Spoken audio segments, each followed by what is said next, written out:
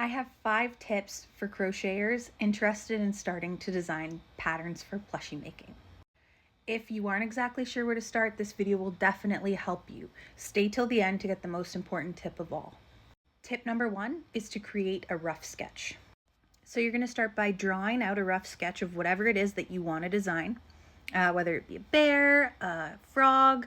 I think the best thing to do is maybe start with something that you might kind of be familiar with and know exactly what shapes you will need. Maybe even something easy. This will help you get comfortable, as like anything else when it comes to crochet or really anything in life, practice makes perfect. For me personally, before I sketch my design, I always pick my yarn because I don't have a local yarn store. So I have to buy things online, ship them to myself. And when I do that, I often just buy whatever's available. I live in a pretty rural, remote area, so we don't have a huge access to getting things shipped quickly. I also don't personally take a lot of custom orders or create a large stock, as I'm a full-time mom and I also have a part-time job, so I'm pretty busy. So if you've created your rough sketch, you can move on to tip 2. Keep in mind that your rough sketch that you've drawn may not and likely will not be how your plushie turns out. I can't tell you how many times I've done my initial rough sketch, started it and been like, you know what, this isn't really what I want. I'm gonna redraw it. So that happens. It's fine to be adaptive and change. This just helps you to get started. So once you have your rough sketch, you'll have an idea of what different shapes will be required for each of the body parts. For example, if you're going to have a circular head, long arms, short legs, whatever it might be, and then the shape that it's going to be. So an oval, whatever you decide. So if you have a circle for a head, you're going to determine what stitches you're going to need in order to create that circular shape, and then use those single crochet rows and increases in order to adjust your depth and width. Knowing that increases add 1 stitch and decreases take 1 away.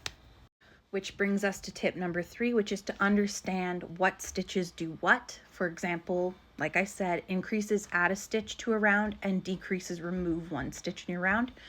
And then repeating rows of the same thing without adding increases or decreases will add depth to your shape. Understanding those stitches will really help you to better create the shapes you want to make. And I would say that that's one of the crucial parts of creating any pattern design. Tip number 4 will be to consider what tools you'll need, materials, and the assembly of your written pattern. Once you've created all of your shapes, make sure that you're jotting everything down. So each round that you do, sometimes people will do an estimate if they want to kind of guess what that shape's going to require, and then they follow their own written pattern. Or you can just kind of do it and then write it down as you go and then adjust as needed.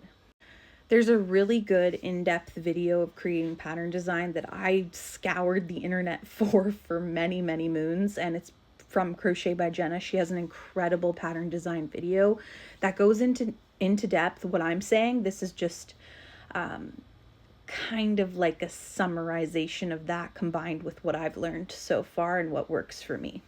And tip number 5, the most important tip of all, is to just start creating, because ultimately those patterns aren't going to get designed unless you start designing them.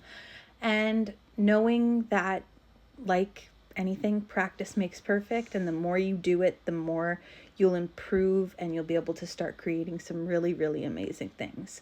This is your art and you can do whatever you want with it. Best of luck to you on your pattern design, and I hope that you guys will share your patterns with me in the comments. If you have patterns already out there, I would love to see them. And if you don't, I would love to see the ones you make in the future. Good luck.